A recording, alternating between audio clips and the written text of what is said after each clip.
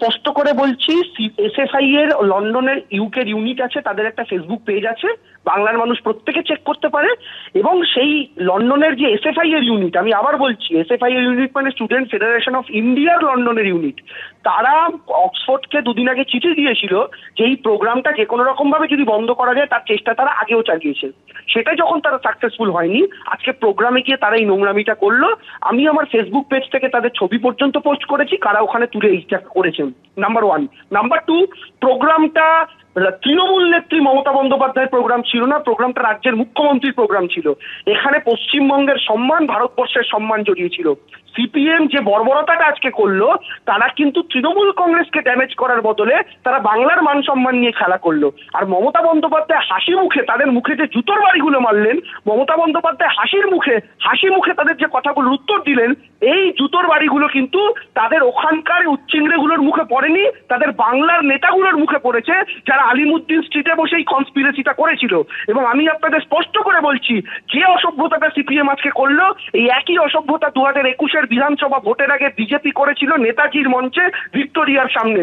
তার জবাব বাংলার মানুষ সুদে আসলে বিজেপিকে দিয়েছে, এবং সিপিএমও এর উত্তর সুদে আসলে পাবে সব দিক থেকে।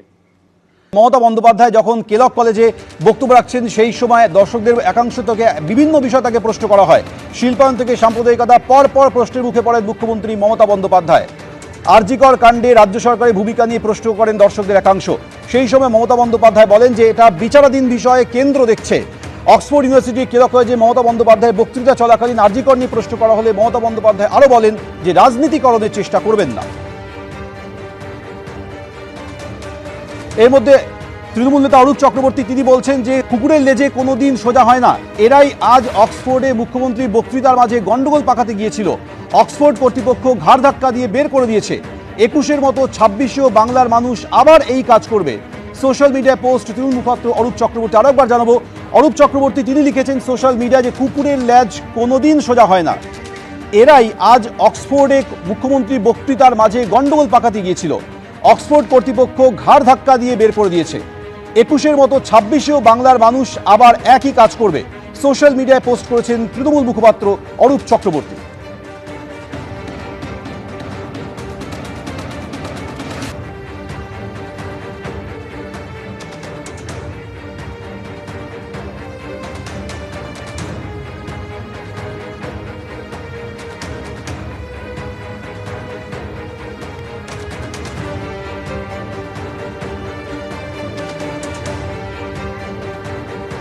দেবাংশু ভট্টাচার্য আজ পোস্ট করেছেন, পোস্ট করে স্পষ্টতই তিনি সিপিএমের উদ্দেশ্যে আক্রমণ করেছেন। তিনি বলছেন যে আজ বিশ্বমঞ্চে যে অসভ্য আচরণ করলো সিপিএম, তার জবাব বাংলার মানুষ দেবে।